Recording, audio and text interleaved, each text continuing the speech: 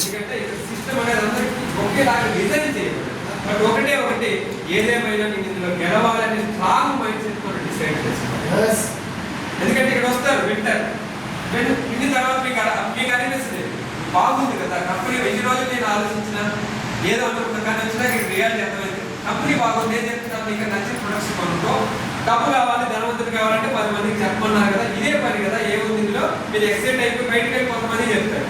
చెప్పగానే వాళ్ళు డైరెక్ట్ గా సార్ మీరు భలే చెప్పినారు సార్, ఇది కూడా ఆధార్ కార్డు ఇస్తారా, రెడీగా ఉంటారా, ఎవరు లైన్ లో ఉండరు, వద్దంటారు, నో అంటారు, మనం వెనక్కి లాగే ప్రయత్నం చేస్తారు. బట్ ఆ టైంలోనే మన మైండ్ స్ట్రాంగ్ చేస్తారు. బిజినెస్ బిగ్గెస్ట్ ఛాలెంజ్ అదేనండి.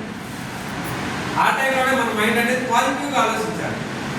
ఎందుకంటే చాలా మంది మనల్ని డిస్కరేజ్ చేసే ప్రయత్నం చేస్తారు, మనం వెనక్కి లాగుతారు, మన ఫ్యామిలీలో మనకు వద్దంటారు, ఇవన్నీ జరుగుతూ ఉంటాయి. బట్ వాస్తవంగా మీరు గమనించండి, మీటింగ్ వచ్చింది ఎవరు, తెలుసుకున్నది ఎవరు, చూసింది ఎవరు, అవునా కదా?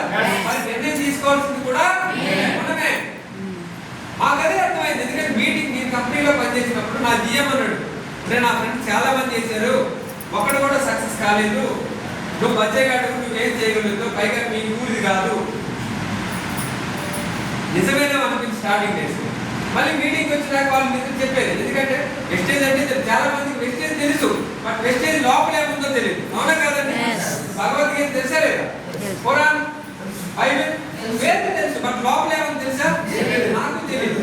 బట్ వెస్టేజ్ లోపలికి వచ్చిన తర్వాత, మీటింగ్కి వెళ్ళిన తర్వాత, ఈ బిజినెస్ ఎవరు సక్సెస్ అయ్యారు, ఈ కంపెనీ ఏంటి, ఈ కంపెనీ ఏ విధంగా వర్క్ చేస్తుంది, ఎంత లీగల్ గా రన్ అవుతుంది, ఎంతమందికి ఆరోగ్యాలు వచ్చినాయి, మీటింగ్ వచ్చినాక అర్థమైంది. లోపలికి వస్తే దీని యొక్క చరిత్ర మనకు అర్థమైంది. అప్పుడు నేను వాళ్ళకి డిసైడ్ అయినా, సో వీళ్ళ మాటలు నమ్మకూడదు. ఎవరైతే మనల్ని సక్సెస్ చేయాలనుకుంటున్నారో, ఎవరి చేతులు పట్టుకుంటే మనం సక్సెస్ అవుతామో వాళ్ళ చేతులు గట్టిగా పట్టుకోవాలని డిసైడ్ అయితే ఈరోజు ఈ స్థాయికి వచ్చింది. ఈరోజు నాకు చెప్పినట్టు మన టీంలో గ్రేట్ లీడర్ రమేష్ సార్ గారు, ఆయన ఏ పని చేసినా ప్రతి విషయం కూడా నాతో షేర్ చేస్తున్నారు. మొదటి నుంచి ఒక గుడ్ స్టూడెంట్ లాగా ఉన్నాడు, ఏం చెప్తే చేసుకుంటూ వచ్చాడు. కాబట్టి ఈరోజు ఇండియాలోనే ఒక డిసిప్లైన్డ్ టీం మనకు స్టార్ట్.